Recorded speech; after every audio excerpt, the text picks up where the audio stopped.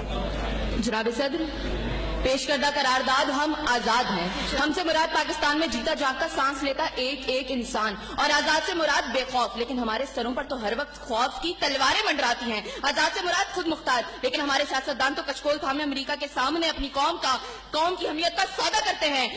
आजाद से मुराद किसी के ताबे ना होना, लेकिन हम तो आज भी उन्हीं जागीरदारों, उन्हीं वडेरों, उन्हीं लुटेरों, उन्हीं जाबिर, उन्हीं जालिम, उन्हीं बेहिस और बेबस हुक्मरानों के ताबे हैं। तो मंतक की एतबार से करारदाद अभी और इसी वक्त मुस्तरद होती है। अगर ऐवान में बैठा कोई एक नौजवान भी खड़े होकर ये कह दे कि हाँ, जितनी आजादी हमें मिली है उतनी ही काफी है, तो मैं अभी और इसी के वक्त यहाँ के बजाय वहां खड़ी हूँ। लेकिन जनाब सदर, हम आजाद नहीं। और ये किस आजादी की बात करते हैं जिस मुल्क में वाटर कूलर से लटकते हुए गिलास को भी जंजीरों में जकड़ के रखा जाता हो, उसमें इंसान क्या आजाद होंगे?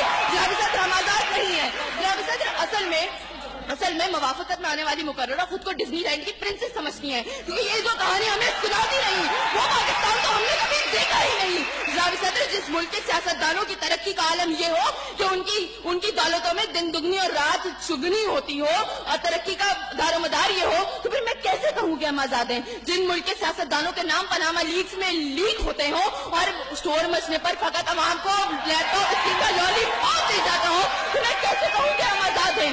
जनाब सदर, जिस मुल्क की हुक्मरानी और हुकूमत का ढांचा तक बैनुल अक़वामी इस्तेमार ने बनाया हो, तो फिर मैं कैसे कहूँ कि हम आजाद हैं? जिस मुल्क का अदलिया का सिस्टम तक किसी और का लिया हुआ हो, तो मैं कैसे कहूँ कि हम आजाद हैं? जनाब सदर, और जिस आजादी की ये बात कर रही थी, जिन हरी झंडियों की बात ये कर रही थी, जब कल यही झंडियां हमारी पैरों के तले रोती जाएंगी और कोई उनको उठाने वाला ना होगा, तो फिर मैं इनसे पूछूंगी कि अरे कौन सी आजादी?